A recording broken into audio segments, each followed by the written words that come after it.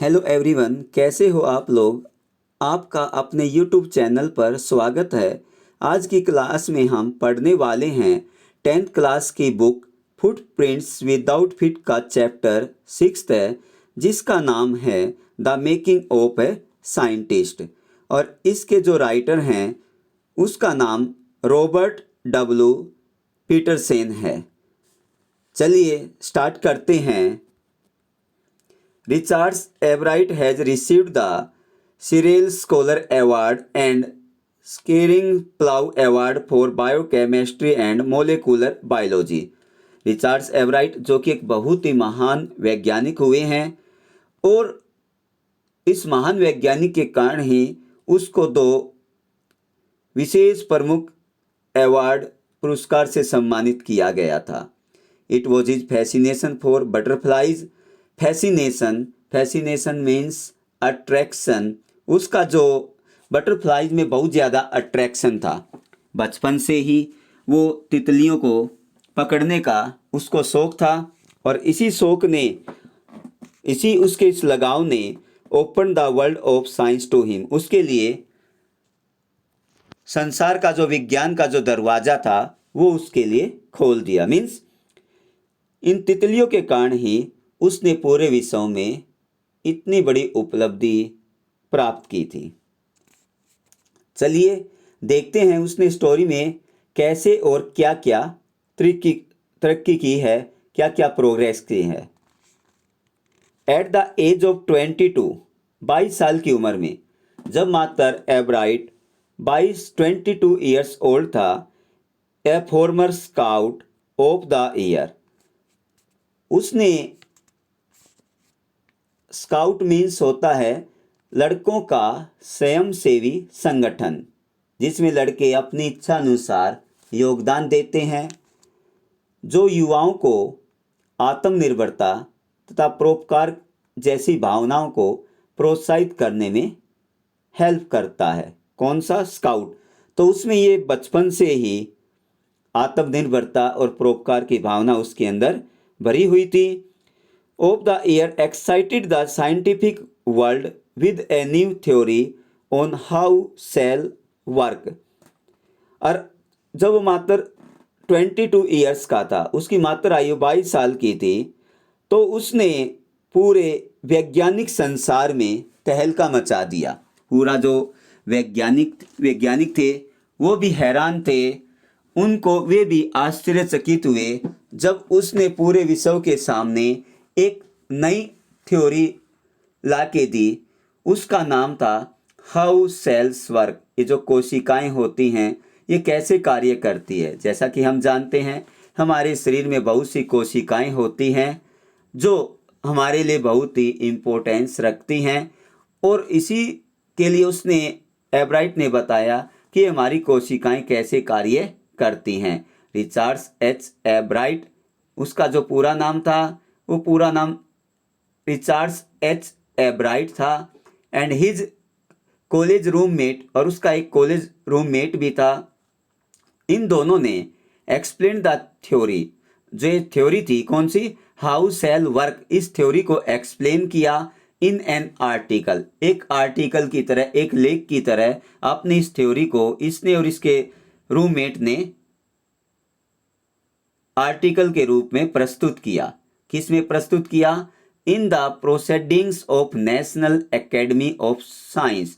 ये एक बहुत बड़ी एक उपलब्धि थी उनके लिए, जो उन्होंने proceeding of national academy of science में उनके इस आर्टिकल को पब्लिश किया गया था। आज से पहले जो ये विद्यार्थी के तौर पे ये जो proceeding of national academy of science है, ये एक वैज्ञानिक की बहुत बड़ी शाखा है जिसमें जो महान खोज की जाती है, जिसकी बहुत ज़्यादा इम्पोर्टेंस होती है किस साइंस के फील्ड में, उनके आर्टिकल्स को इसमें पब्लिश किया जाता है। लेकिन एज ए स्टूडेंट के रूप में कभी भी किसी के आर्टिकल्स को इसमें पब्लिश नहीं किया गया था, और ये एवराइट और उसके रूममेट के लिए बड़े गर्व की बात थी। ये सबसे बड़ी उपलब्धि थी। पहली बार विद्यार्थियों की थ्योरी को इस मैगजीन में पब्लिश किया गया। It was the first time, ये पहली बार था दिस इम्पोर्टेंट साइंटिफिक जर्नल, जो ये बहुत ही इम्पोर्टेंट साइंटिफिक जो जर्नल था, had ever published the work of college students, उन्होंने कभी भी इससे पहले विद्यार्थियों का जो कार्य था उस कार्यों को अपने इस जर्नल में पब्लिश नहीं किया था, नहीं छापा था। इन स्पोर्ट्स, अब इसकी कंपैरिजन करता है कि ये जो कंपैरिजन थी वो कैसी थी। That would be like making the big league at the age of 15। मान लीजिए कोई एक मात्र 15 ईयर्स का कोई बच्चा है और वो एक बहुत बड़ी लीग, कोई प्रतियोगिता खेलने जा रहा है, कोई बड़ी प्रतियोगिता खेलने जा रहा है और उसकी मात्र आयु 15 ईयर्स ओल्ड है, and hitting a home run your first time at bat, और जब बैट से बॉल को लगाकर जब पहला अपना नंबर लेता था, होम नंबर लेता था, तो उस समय उसको कैसा महसूस होता था, वैसा ही महसूस एब्राइट को हुआ था। जब एक 15 ईयर्स का ओल्ड बच्चा मात्र एक बहुत बड़ी लीग में पार्टिसिपेट करके और जो पहला होम रन दौड़कर पूरा करता है अपने बैट से, उस दौरान उसमें कितनी एक्साइटमेंट होती है, वो कितना ज़्यादा खुश होता है, वैसी ही खुशी इसके एब्राइट के चेहरे पर देखी जा सकती थी। जो ये होम रन है, ये अमेरिका का नेशनल गेम है बेसबॉल, उसका एक ये पार्ट है। For Richards एब्राइट it was the first in the long string of the achievements, ये उसकी सबसे बड़ी उपलब्धि थी इन साइंस, विज्ञान में, एंड अदर फील्ड्स, और दूसरे फील्ड में। And it all started with butterflies, और आज जो इसने ये उपलब्धि प्राप्त की थी, जो उसने थ्योरी दी थी, हाउ सेल वर्क्स, जो हमारी कोशिकाएं हैं वो कार्य कैसे करती हैं, उसके पीछे, उसकी सफलता के पीछे इन तितलियों का हाथ था। एन ओनली चाइल्ड, केवल एक ही बच्चा था। जैसा कि आप जानते हैं एब्राइट अकेला था, अकेली संतान थी अपने पेरेंट्स की। एब्राइट grew up north of reading, उसका जो जन्म हुआ था वो रीडिंग के नॉर्थ में हुआ था। रीडिंग जो एक अमेरिका का एक बहुत फेमस सिटी है, रीडिंग एक अमेरिका का शहर है, वहाँ पे इसका जन्म हुआ था। पेंसिल्वेनिया, जो पेंसिल्वेनिया थी वहाँ पे इसका जन्म हुआ था। There wasn't much I could do there, अब एब्राइट कहता है वहाँ पर मेरे लिए ज़्यादा करने के लिए कुछ नहीं था, मैं वहाँ पे कुछ ज़्यादा नहीं कर सकता था। ही सेड, उसने कहा, आई सर्टेनली कुडंट प्ले फुटबॉल और baseball with A team of one, क्योंकि मैं अकेला था और मेरे पेरेंट्स जो थे वो मुझे परमिशन नहीं देते थे किसी के साथ फुटबॉल खेलने के लिए और किसी के साथ बेसबॉल खेलने के लिए, या मैं किसी का टीम का हिस्सा भी नहीं बन सकता था, क्योंकि मैं अकेला चाइल्ड था, इसलिए पेरेंट्स मेरी बहुत ज़्यादा केयर करते थे, मुझे बाहर नहीं जाने देते थे। But there was one thing, केवल एक चीज़ थी, आई कुड डू, जो मैं कर सकता था, कलेक्ट थिंग्स, मैं वस्तुएं इकट्ठा कर सकता था। खेलने के लिए मुझे नहीं जाने दिया जाता था, लेकिन वो कहता मेरे लिए एक करने योग्य एक कार्य था, वो था कलेक्ट थिंग्स, वस्तुओं को इकट्ठा करना, और मैं ये कार्य कर सकता था। सो ही डिड, और उसने ऐसा किया। उसने, एब्राइट ने क्या किया, बहुत सी चीज़ों को इकट्ठा किया।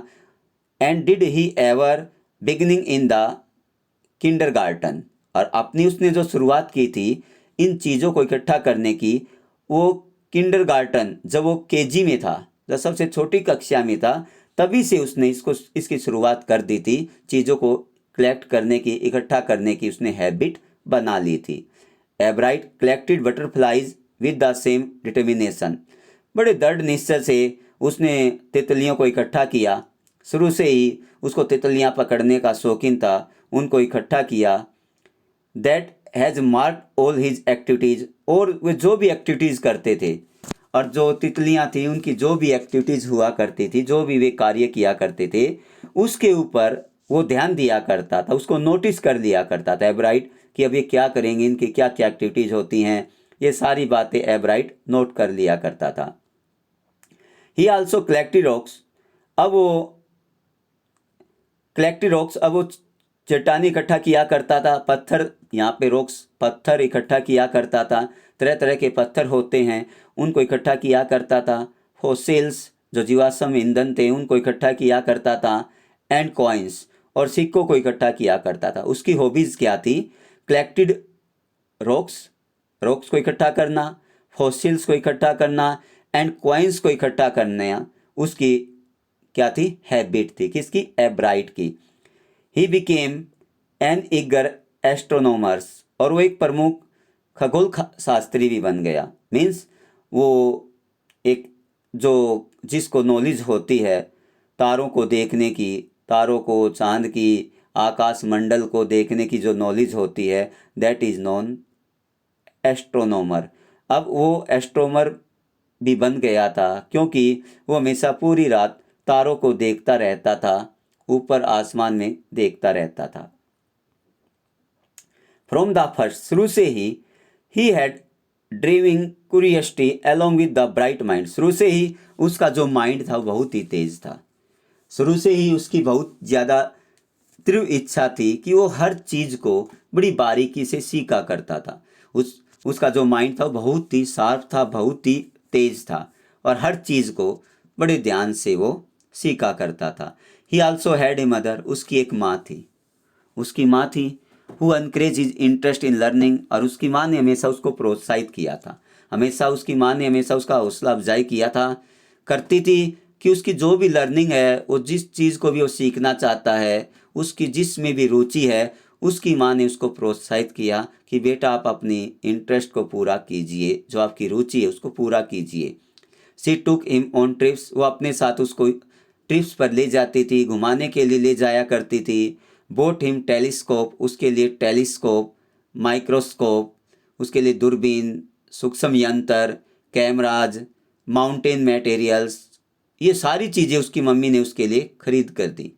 ये सारी चीज़ें उसके लिए, दूरबीन भी, माइक्रोस्कोप भी, कैमराज भी, माउंटेन्स मटेरियल्स भी, ये सारी चीज़ें उसकी मम्मी उसके लिए लेके आती है खरीद के।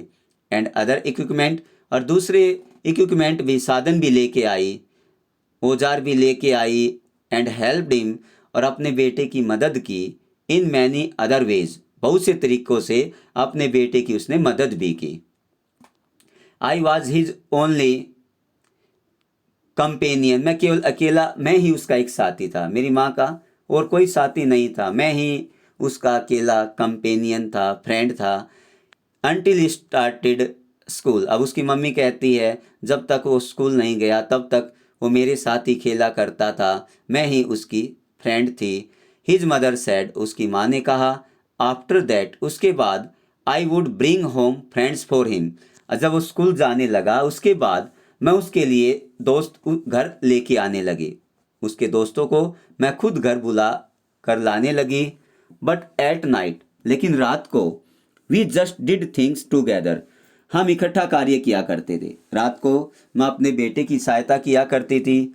Richie was my whole life, जो रिची था मीन्स जो रिचार्ड था, अपनी उसकी मम्मी उसको प्यार से रिची कहती है, वॉज माई होल लाइफ, वो मेरी पूरी ज़िंदगी थी। वो कहता यही मेरी ज़िंदगी थी, यही मेरी जीने की आस थी, यही मेरी आस थी, पूरी मेरी लाइफ थी, वो मेरे बेटे पर डिपेंड थी। आफ्टर हिज फादर डाइड, क्योंकि उसके पिताजी का देहांत हो चुका था। उसके पिताजी के देहांत के बाद अपने बेटे में ही उसको अपना जीवन दिखाई दिया। When Richie was in third grade, जब रिची थर्ड ग्रेड में था, थर्ड कक्षा में था, तो तब उसके पिता का देहांत हो गया। उसके बाद उसकी माँ के लिए वो सब कुछ था। She and her son spent almost every evening in at the dining room table, वह और उसका बेटा प्रत्येक शाम डाइनिंग टेबल पर बिताया करते थे। एक साथ बैठकर वो खाना खाया करते थे, पूरा समय डाइनिंग रूम में टेबल के ऊपर बिता दिया करते थे। If he didn't have things to do, यदि उसके पास कोई काम करने को नहीं होता था। अब उसकी माँ कहती है कि यदि रिचार्ड्स के पास कोई काम करने को नहीं होता था, मीन्स अब वो बिल्कुल खाली हो जाता था, तो क्या करती थी, I found work for him, वो कहती है कि उसकी माँ, मैं उसके लिए कोई ना कोई काम ढूंढती थी। हाँ बेटा ये कीजिए, उसको उसके लिए काम तलाश करती थी। नॉट फिजिकल वर्क, कोई फिजिकल वर्क नहीं भाई आप ये कीजिए, फिजिकली वर्क नहीं, बट लर्निंग थिंग्स, लेकिन चीज़ों को मैं सीखा करती थी। बट लर्निंग थिंग्स, मैं उसको जो सीखने वाली चीज़ें थी उसके लिए वो ढूंढती थी, ताकि उसको वो कुछ न कुछ मेरा बेटा सीखे।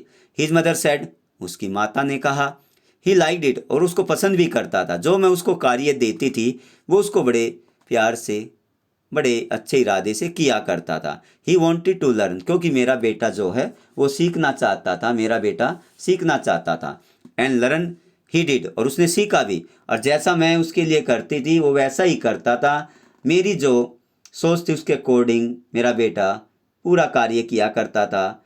ही earned top grades in school, और स्कूल में हर कक्षा में वो प्रथम आया करता था, टॉप ग्रेड लिया करता था। ऑन एवरीडे थिंग्स, प्रत्येक चीज़ों की तरह। He was just like every other kids, वो दूसरे बच्चों की तरह था। उस और दूसरे बच्चों में कोई अंतर नहीं था, मेरा बेटा भी दूसरे बच्चों की तरह था। हिज मदर सेड, उसकी माँ ने कहा। बाय द टाइम, इस समय, he was in the second grade, अब वो दूसरी कक्षा में पहुंच गया। जब वो दूसरी कक्षा में था, एब्राइट had collected all 25 speech of butterflies around his home town, अपने होम टाउन के चारों तरफ एब्राइट ने लगभग 25 किस्म की बटरफ्लाइज को इकट्ठा किया। मीन्स जब वो 2 साल सेकंड कक्षा में था तब तक एब्राइट ने अपने आसपास के होम टाउन से उसने लगभग 25 तरह की जो बटरफ्लाइज थी उनकी स्पीसीज को इकट्ठा कर लिया। प्रजाति उसके पास 25 हो गई थी, जैसा कि फॉलोइंग बॉक्स में दिखाया गया है, इसको आप पढ़ लेना। That probably would have been the end of my butterfly collecting, शायद ये 25 जो मैंने अलग अलग तरह की जो तितलियों की स्पीसीज मैंने इकट्ठी की थी, शायद अब टाइम आ गया था कि मेरी बटरफ्लाई जो कलेक्टिंग थी अब वो समाप्त होने वाली थी। मीन्स अब उसको दूसरी जो प्रजाति थी वो मिलनी बंद हो गई थी, और इसलिए उसने सोचा कि शायद 25 ही बटरफ्लाइज हैं हमारे आसपास और वो उसने ढूंढ ली हैं। ही सैड, उसने कहा, but then my mother got me a children book, तब जब ये काम समाप्त होने वाला था तब मेरी माताजी मेरे लिए किताब लेके आई। Called travel of monarch X, जिसका नाम था the travels of monarchs X. कैसे यात्रा करती है मोनार्क्स, जो ये आपकी ये काइंड है, it is the kind of butterfly, ये कैसे यात्रा करती है। दैट बुक, और जो पुस्तक मेरी माँ मेरे लिए लेके आई थी, विच टोल्ड, जिसने मुझे बताया, how monarchs butterflies migrate to Central America. इस किताब में लिखा गया था, इस किताब के माध्यम से मुझे ये पता चला कि ये जो मोनार्क बटरफ्लाइज है वो कैसे सेंट्रल अमेरिका पहुंची, कैसे सेंट्रल अमेरिका में चल के आई, इसके पीछे रीज़न क्या था, किस चीज़ की लालसा उनको यहाँ लेके आई। And open the world of science to the eager young collector, जो एक युवा बहुत ही ईगर जो कलेक्टर था चीज़ों को इकट्ठा करने का, उसके लिए संसार का एक विज्ञान का दरवाज़ा खोल दिया। ये बुक उसके लिए एक वरदान सिद्ध हुई, और इसी बुक की सहायता से वो एक बहुत महान वैज्ञानिक बन पाया, और उसने बहुत सी इन्वेंशन की, खोजें की।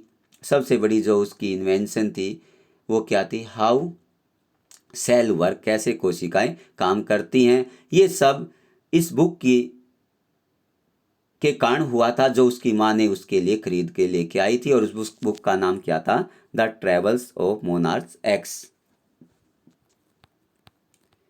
Eight the end of the book, अब उस बुक के अंत में readers were invited to help study butterflies migrations. अब पुस्तक के अंत में ये दिया गया कि जो रीडर्स थे, जो इसके पाठक थे, जिसने इस पुस्तक को पढ़ा था, उसको ये बताया गया, इनवाइटेड, उसको आमंत्रित किया गया, to help study butterfly migration, कि कैसे इन बटरफ्लाइज का जो अध्ययन है वो कैसे उनकी सहायता करता है बटरफ्लाइज के माइग्रेशन में, कि एक स्थान को छोड़कर दूसरे स्थान पर क्यों जाती है। They were asked to tag butterflies, अब उनको ये कहा गया कि जो तितलियां होती हैं उनको टैग किया जाए, उनको कोई ना कोई निशान लगाया जाए। For research by doctor Frederick, जो डॉक्टर फेडरिक था उसने ये बताया था कि ये जो तितलियां हैं उनको आप टैग कर दीजिए, उनको कोई ऐसा चिन्ह लगा दीजिए ताकि आपको पता चल सके कि आपने इसके बारे में पता लगा लिया है। Urquhart of the university of Toronto, Toronto का यूनिवर्सिटी का एक और महान वैज्ञानिक था उर्क्राट, कनाडा का रहने वाला था। Ebright's mother road to doctor उर्क्वाट को एक पत्र लिखा। उसकी माँ ने जो डॉक्टर था उर्क्वाट को एक पत्र लिखा and soon Ebright was attaching light adhesive tags to the wings of monarchs. और उसके बाद एब्राइट ने क्या किया, उसने जो adhesive tags to the wings of the monarchs, जो मोनार्क्स तितलियाँ थी उनके पंखों के ऊपर उसने टैग लगाना शुरू कर दिया, उस टैग को चिपकाना शुरू कर दिया। अटैचिंग लाइट एडेसिव मतलब हल्की सी एडेसिव लगा देता था, उसको हल्के ढंग से चिपका देता था उनके पंखों के ऊपर, और ये काम उसने करना शुरू कर दिया। Anyone who found a tagged butterflies को, जिसको भी ऐसी बटरफ्लाई मिलती जिसको टैग किया गया था, जिसको भी ऐसी बटरफ्लाई मिलती, तितलियां देखने को मिलती जिनको टैग किया गया था, वो asked to send the tag to Urquhart, जो डॉक्टर उर्क्राहट था उसको भेज दिया जाता था, उस टैग को उसके पास भेज दिया जाता था।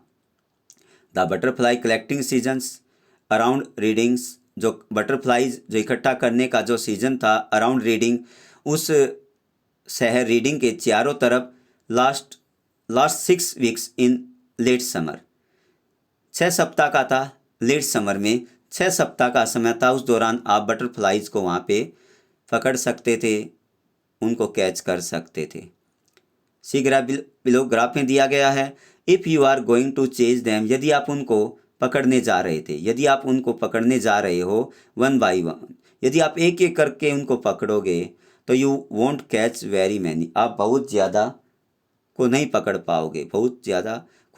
पाओगे, so the next step for एब्राइट was, तो अगला स्टेप जो था एब्राइट के लिए ये था, तो इसलिए जो अगला जो स्टेप था वो एब्राइट के लिए ये था, वो to raise a flock of butterflies, कि पूरा ही मछलियों ये बटरफ्लाइज है, जो तितलियां हैं उनका झुंड इकट्ठा किया जाए। अब उसने सोचा एक एक करना तो बड़ा मुश्किल है, काफ़ी टाइम लग जाएगा, ये भी इम्पॉसिबल नहीं है, तो इसलिए उसने सोचा कि एक मछलियों का पूरा झुंड तैयार किया जाए।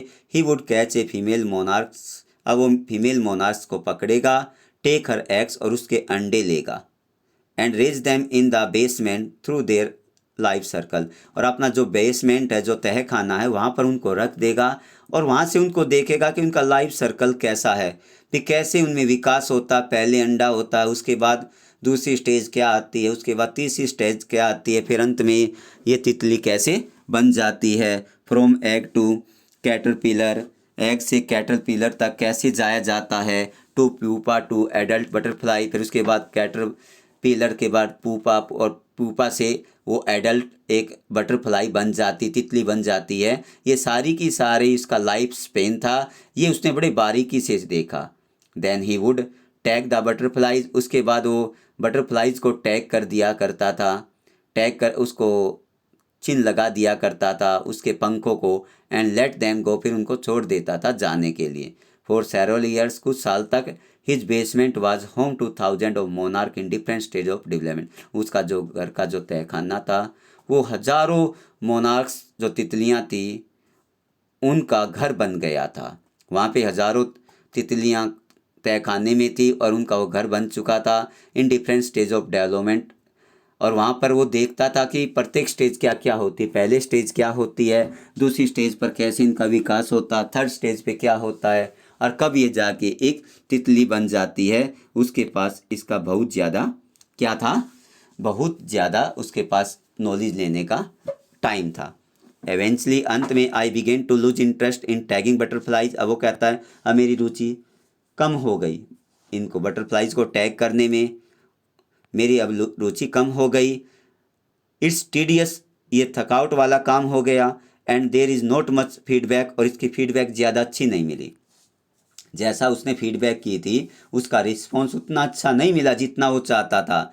एब्राइट सेड, अब एब्राइट ने कहा इन ऑल द टाइम, पूरे समय, आई डिड इट, मैंने इसको किया, मैंने पूरी लाइफ अब तक मैंने ऐसा किया था, तितलियों को पकड़ा था। ही लाफ्ड, वो हंसने लगा।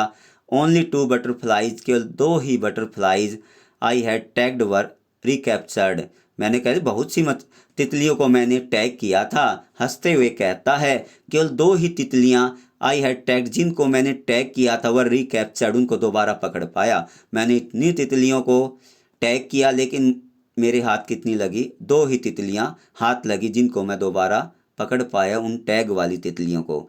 And they were not more than 75 miles from where I lived, और and they were not more than 75 miles, और वो 75 मील दूर नहीं थी हमारे यहाँ से, जहाँ पर मैं रहता था वहाँ से वो 75 मील से ज़्यादा दूरी पर नहीं थी। Remaining chapter part 2 we will discuss in next video. Hoping that dear students you got today's reading in a better way. Have a nice day. Thank you very much. उम्मीद है प्यारे बच्चों आज की आपको वीडियो अच्छी लगी होगी। धन्यवाद।